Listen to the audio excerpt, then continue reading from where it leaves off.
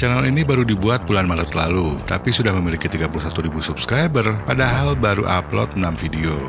Video pertamanya sukses meraih 1,2 juta view. Lalu ada channel Drudas yang berumur sedikit lebih lama, baru upload 5 video durasi panjang dan 2 video shorts, tapi sudah memiliki 136.000 subscribers. 3 videonya berhasil mendapatkan jutaan view, dan yang paling sedikit, view-nya tetap bisa mencapai 500.000. Channel Journeyfy saat ini memiliki 13.000 subscriber, padahal baru upload 5 video. Dan channel Fars Finance meraih 6.000 subscriber hanya dengan 3 video. Gimana channel-channel baru tersebut bisa meledak dalam waktu cepat tanpa bikin banyak video? Di akhir tahun 2022 lalu, saya pun pernah bereksperimen dengan channel sepak bola. Video pertamanya bisa mendapatkan di atas 20.000 view, dan video kedua berhasil mendapatkan 250.000 view. Sedangkan 2 video lainnya gagal menembus angka 1.000 view. Dan ini ada sebabnya. Dari eksperimen tersebut, saya jadi lebih tahu apa yang bekerja di YouTube dan apa yang tidak bekerja di YouTube. Semua itu bukan terjadi karena keberuntungan, tapi ada 3 langkah spesifik yang saya lakukan. 3 langkah yang sama dilakukan juga oleh channel-channel baru yang meledak tersebut. Langkah pertama, ketahui bagaimana sebenarnya YouTube bekerja. Channel-channel baru yang meledak ini nggak terlalu sering upload video, tapi video-video mereka itu memiliki kualitas. Karena kualitas lebih besar daripada kuantitas. Cuma jangan sampai salah paham, bikin video berkualitas itu bukan berarti harus pakai peralatan mahal. Channel Fars Finance yang video pertamanya bisa dapat 250.000 view, itu pakai kamera yang biasa-biasa aja. Bahkan channel Blowme AI yang videonya dapat 1,2 juta view, bikin rekaman layar komputer yang Windows-nya aja belum diaktifasi. Kecuali Drudas, dia sepertinya lebih punya dana untuk produksi video yang lebih bagus. Algoritma YouTube melihat kualitas dari rasio klik tayang, jam tayang, dan interaksi yang diberikan penonton. Perolehan jam tayang sangat dipengaruhi oleh nilai rata-rata durasi tonton dan juga rasio klik tayang. Dalam waktu 5-7 hari setelah upload, algoritma YouTube akan mulai menambah rekomendasi untuk video yang memiliki rasio klik tayang dan rata-rata durasi tonton yang tinggi, walaupun channelnya itu belum punya subscriber sama sekali. Dari satu video ini aja, channel eksperimen saya bisa dapat 800 lebih subscriber plus 20.000 jam tayang. Nah, berapa rasio klik tayang dan rata-rata durasi tonton yang harus dicapai supaya video teman-teman bisa sering direkomendasikan algoritma? Dan apa yang saya lakukan untuk meningkatkan rasio klik tayang serta rata-rata durasi tonton? Untuk itu, mari kita lanjut ke langkah kedua, yaitu meningkatkan rasio klik tayang. Thumbnail-thumbnail dari channel-channel baru yang meledak itu semuanya terlihat bagus dan pro. Lalu penulisan judul-judulnya pun cukup menarik perhatian. Cara mereka bikin judul dan thumbnail udah sama kayak channel-channel besar. Judul dan thumbnail yang menggoda itu adalah salah satu kuncinya. Bukan cuma sekedar desainnya yang bagus, tapi apa yang ada di judul dan di thumbnail itu harus bisa membujuk penonton untuk mau ngeklik. Untungnya ada jalan pintas untuk bikin thumbnail yang bisa menggoda penonton. Pertama, pastikan video yang mau dibuat itu topiknya masih relevan dengan penonton saat ini. Caranya tinggal lihat aja channel-channel besar yang topiknya sama, dan juga pantau pembicaraan di sosmed-sosmed lainnya. Saya pun suka melakukan riset dengan VidIQ untuk tahu apa yang sedang banyak dicari orang. Setelah nemuin ide konten yang cukup menarik, saya akan melakukan pencarian di YouTube. Yang saya lakukan di sini adalah melihat judul dan thumbnail dari beberapa video yang view-nya besar. Saya akan lihat warna, gaya desain, dan juga mood thumbnailnya. Apakah elegan, menyenangkan, atau murung? Apakah menggunakan ekspresi wajah, teks, atau hanya menampilkan objek? Ini adalah contoh-contoh thumbnail dengan topik Stop Procrastination alias berhenti menunda-nunda yang view-nya cukup besar. Rata-rata menampilkan orang yang megang HP dengan ekspresi wajah lesu yang penuh kemalasan. Ada juga yang sambil lihat komputer, dan di beberapa thumbnail terlihat juga tumpukan buku yang kurang rapi. Ini contoh lainnya untuk topik yang berbeda, yaitu resep nasi goreng yang view-nya besar. Semuanya menampilkan foto close-up nasi goreng tanpa ada wajah YouTubernya. Foto dan warnanya pun cukup tajam, karena kalau burik jadinya kurang menggugah selera. Dengan cara tersebut, kita bisa tahu pola seperti apa yang diinginkan oleh penonton YouTube. Lalu perhatikan juga cara penulisan judul-judulnya, dan amati apa yang membuat judulnya menarik. Setelah menemukan pola judul dan thumbnail yang menarik, saya akan melakukan level up. Sebagai YouTuber, saya nggak mau kalau hanya memplagiat konten orang lain. Itu pertama. Kedua, konten yang saya buat itu harus lebih baru, lebih menarik, atau bahkan lebih ekstrim. Intinya memiliki nilai tambah bagi penonton jika dibandingkan dengan video-video lainnya. Jadi konten, judul, dan thumbnailnya itu harus satu level lebih tinggi. Sebelum bikin videonya, saya akan tulis judul dan bikin thumbnailnya dulu. Bagusnya bikin beberapa variasi judul dan thumbnail untuk menemukan yang benar-benar menarik.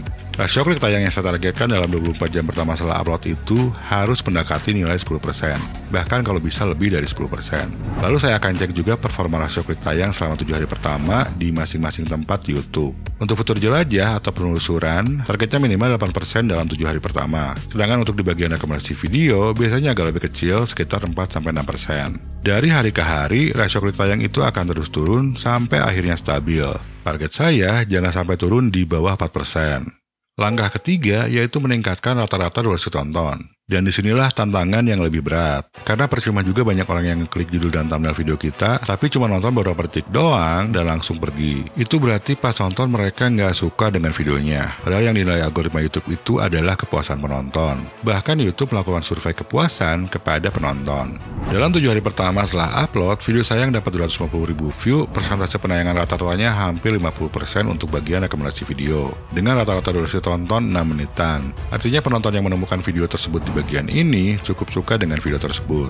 Di bagian penulisan sedikit lebih kecil dan di bagian fitur jelajah alias beranda, rata-rata durasi tontonnya cuma 2 menit aja. Tapi yang penting di salah satu tempat ini, retensi penontonnya ada yang cukup tinggi. Gimana caranya supaya bisa dapat 50-60% retensi? 4 strategi yang saya lakukan adalah: pertama, gunakan cerita.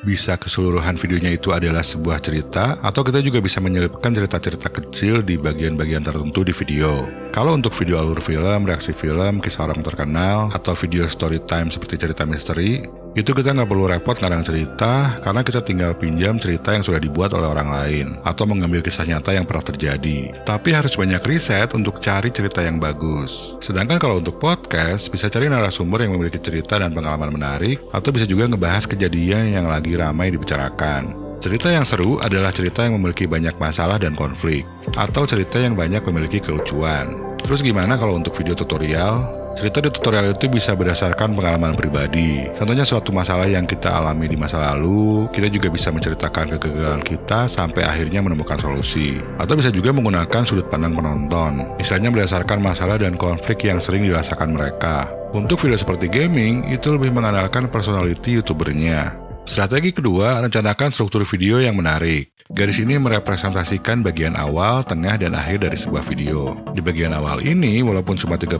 detik sampai 1 menit, kita harus menambahkan sesuatu yang bisa meyakinkan orang agar terbujuk untuk melanjutkan nonton. Untuk itu kita harus menggunakan hook. Hook adalah opening yang menarik. Bisa dikatakan juga kalau hook itu adalah sebuah janji besar untuk meyakinkan mereka agar mau terus nonton. Selain harus menarik, hook yang bagus itu harus mengkonfirmasi bahwa apa yang ada di judul dan di thumbnail bakal ada di videonya. Dengan begitu penonton bakal mau bertahan antara 30 detik sampai 1 menit ke depan, walaupun itu sebetulnya juga masih kurang. Setidaknya 30% orang yang klik untuk nonton harus mau bertahan untuk nonton sampai habis. Strateginya adalah dengan menempatkan banyak momen menarik di bagian tengah yang bisa membuat penonton untuk terus fokus sampai habis. Bagian tengah itu adalah bagian yang paling penting dan paling panjang, dan momen-momen yang ditambahkan itu bukan momen random, tapi harus berkaitan atau mendukung topik utamanya. Dan ini sebabnya kita harus merencanakan struktur kontennya terlebih dahulu. Caranya bisa dengan menimbulkan percayaan baru di benak penonton, hal tak terduga, konflik, rintangan, suspense, humor, fakta menarik, tips tambahan yang berguna, dan lain-lain. Lalu di bagian akhir video, kita harus membayar apa yang kita janjikan di judul, thumbnail, dan juga di hook supaya penonton merasa puas. By the way, saya pernah bikin video yang menjelaskan detail tentang teknik hook, nanti linknya akan saya pasang di layar akhir. Strategi ketiga, tulis skripnya dulu. Cuma kalau untuk video spontan seperti gaming dan juga reaksi, setidaknya rencanakan apa yang bisa direncanakan dengan sebaik mungkin, supaya pas nanti syuting itu nggak banyak bingung. Lalu ada juga video yang sebagian skrip dan sebagian lagi spontan. Contohnya Drudas. Walaupun vlog travel, 70% sampai 80% perkataan di videonya itu menggunakan skrip. Sebagian diucapkan melalui voice over, dan sebagian lagi di depan kamera. Sedangkan channel-channel lainnya menggunakan full script dari awal sampai akhir.